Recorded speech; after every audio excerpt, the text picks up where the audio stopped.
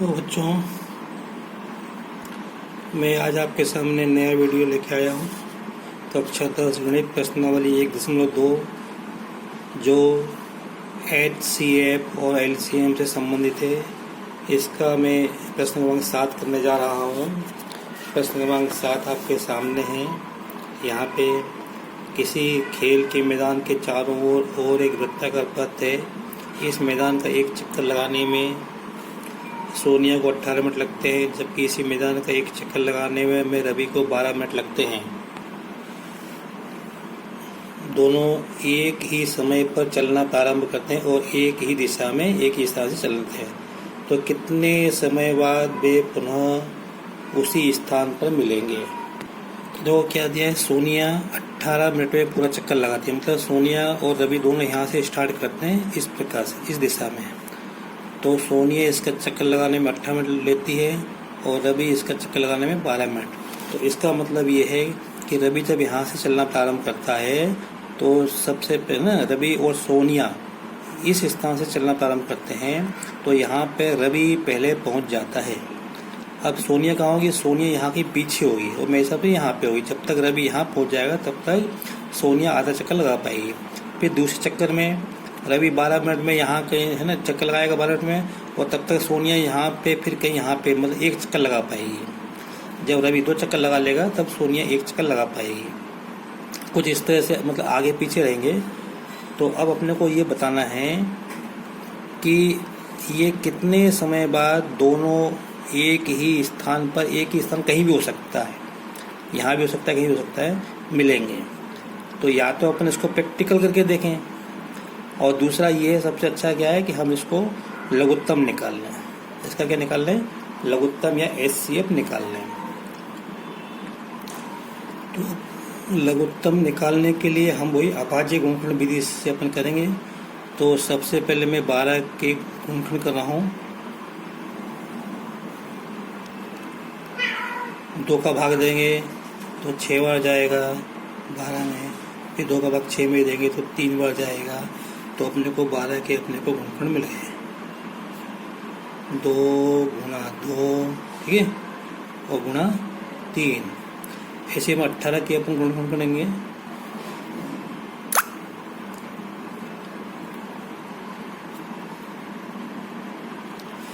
तो 2 का भाग 18 में 9 बार जाएगा, फिर 9 में 3 का भाग आएगा 3 बार। तो इस तरह से अपने को 18 के भी गुणनखंड मिल गए। क्या मिले? 2 गुणा 3 गुणा 3।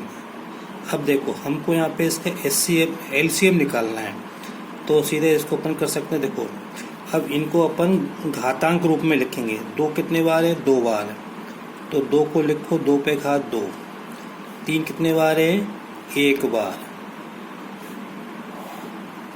ठीक है। यहाँ पे देखो 2 कितने बार? 1 बार। 3 कितने बार है? 2 बार।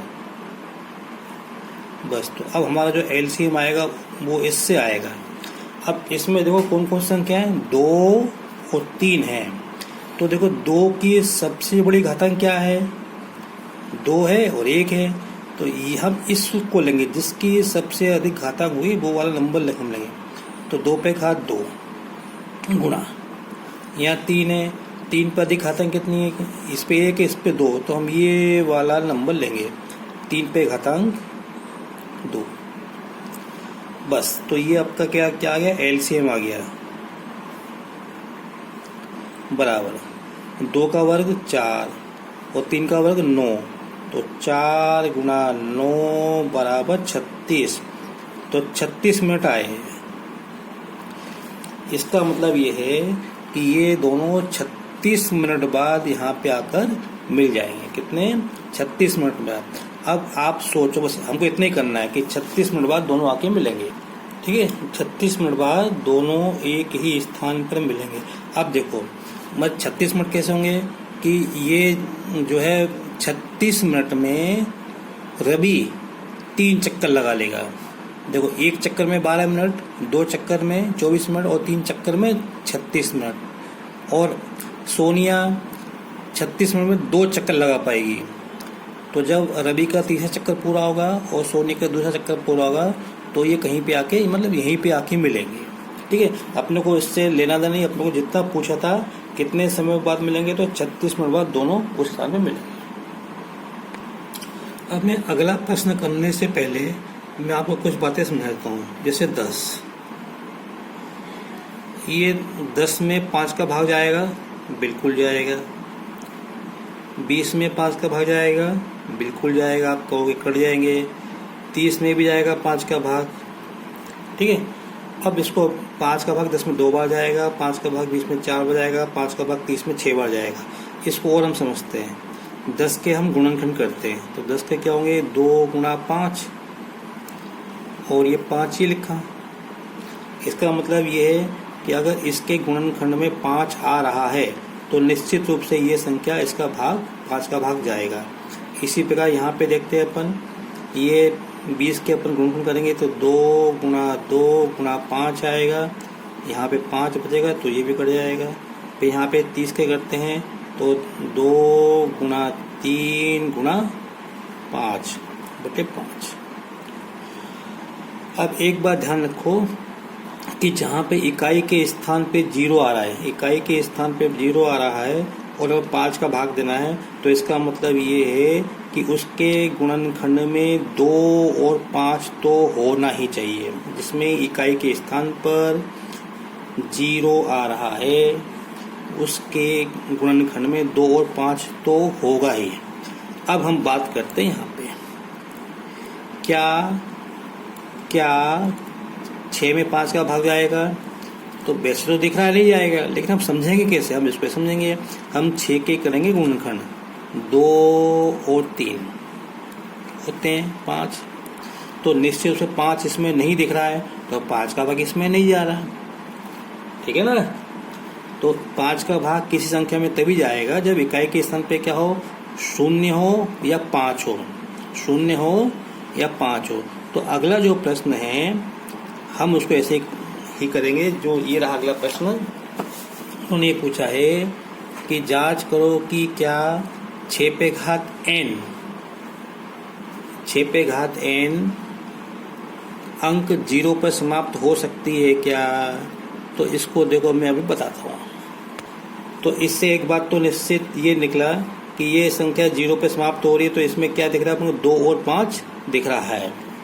मतलब इसका सीधा मतलब है कि 6 का अपन 1 बार 2 बार 3 बार गुणा करेंगे तो क्या इकाई के स्थान पे 0 आएगा क्या।